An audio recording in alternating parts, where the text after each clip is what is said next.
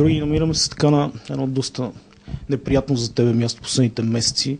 Център за рехабилитация. Ти така първо би ли ни направил една лека ретроспекция на всичко това, през което премина последните 4 месеца? Ами, последните 4 месеца преминах през сериозни, как да го нареча, проблеми, болници, центрове и така нататък и така нататък. Редно ли е до голяма степен да се отнася по този начин с български спортисти, които по един или друг начин играли са за България, състезавали са за България и реално не получават абсолютно никакво нормално отношение след това? Не е редно, естествено. Една такава контузия праща един човек много назад. Така че от една федерация изискванията са минимални. Една застраховка, нищо повече. Ти мислил ли си по някакъв начин да си търсиш чисто юридически твоите неща по отношение на това, че си отишъл без застраховка, без необходимата застраховка при подобен проблем? Не, до момента не съм мислил.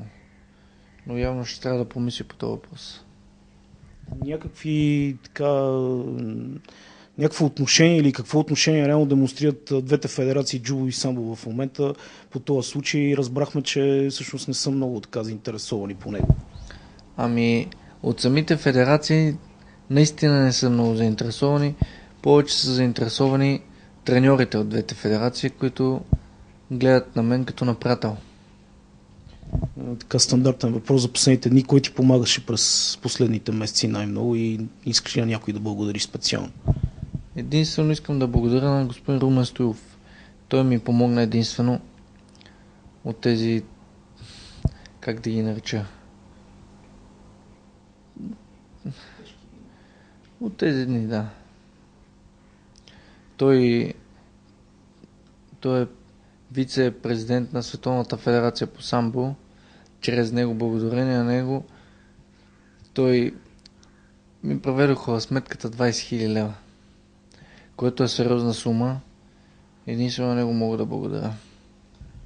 В неделя се организира една инициатива, която е благотворителна по отношение на твоя случай, специално благотворителен баскетболен матч. Ти мислиш, че това е начинът, след като институциите безхаберстват, реално погледнато хората от спорта, независимо какви са, да си помагат помежду си? Да. Ами това е първо е много...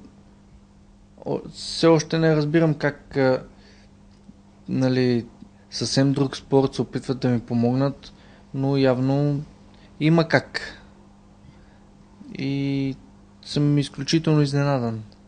Също така мога да благодаря на приятели, дори на медиите, които така се разшумяха за моя случай. Имаше пуснати кутии из целия студентски град, много хора ми помогнаха, но единствено приятели. На тези хора мога да благодаря също.